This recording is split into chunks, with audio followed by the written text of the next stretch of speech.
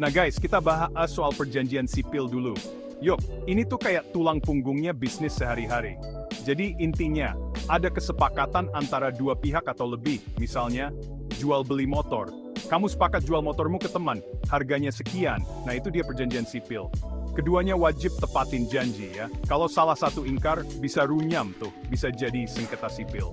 Nah beda lagi sama tindak pidana. Ini mah udah jelas melanggar hukum dan meresahkan masyarakat TH. Contohnya pencurian, penipuan, atau penganiayaan. Gak kayak sengketa sipil, tindak pidana ini langsung ditangani sama negara. Hukumannya pun gak main-main. Kadang perjanjian sipil bisa berubah jadi kasus pidana loh. Biasanya nih kalau ada unsur nipu-nipu. Misalnya, jual motor rusak tapi ngakunya mulus. Nah, bohongnya itu yang bikin kasusnya bisa naik jadi penipuan. Jadi intinya, semua tergantung sama detail kasus dan niat jahat dari pihak yang terlibat. Di Indonesia, hukum perdata dan pidana itu punya aturannya masing-masing guys. Ada yang namanya Kitab Undang-Undang Hukum Perdata, disingkat KUHP. Nah ini yang ngatur soal perjanjian dan wan prestasi. Terus ada juga Kitab Undang-Undang Hukum Pidana atau KUHP, yang isinya daftar pelanggaran dan hukumannya. Kalau di KUHP, penyelesaiannya biasanya ganti rugi atau paksaan untuk menepati perjanjian. Beda sama KUHP, yang ngurusin tindakan yang emang udah jelas salah kayak penipuan atau pencurian. Hukumannya bisa penjara atau denda guys. Nah, batas antara hukum perdata dan pidana ini bisa jadi samar kalau ada unsur kesengajaan untuk menipu. Misalnya nih, kamu tanda tangan kontrak tapi isinya informasi palsu, bisa kena jerat pidana loh. Ingat, niat menipu itu penting banget. Kalau terbukti, kasus wan prestasi bisa berubah jadi tindak pidana. Nah, transformasi dari sengketa sipil jadi kasus pidana, itu biasanya gara-gara niat buruk dan tipu-tipu guys.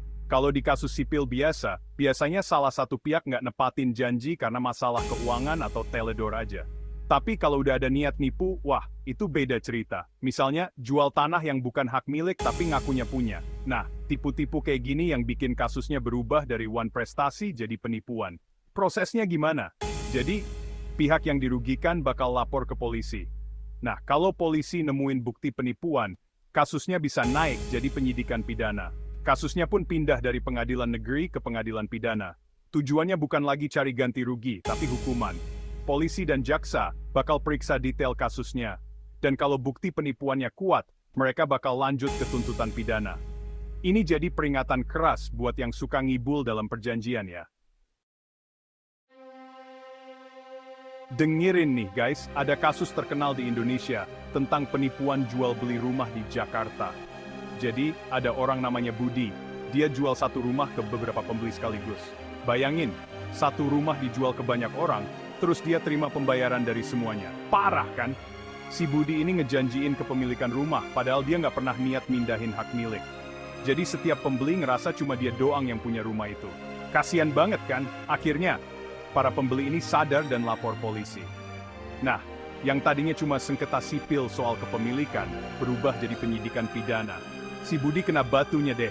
Dia dituntut pasal penipuan guys, sesuai KUHP. Pengadilan mutusin dia bersalah dan dihukum penjara. Kasus ini nunjukin gimana perjanjian sipil bisa berubah jadi pidana gara-gara tindakan penipuan. Jadi ingat ya, kejujuran itu penting banget dalam setiap perjanjian.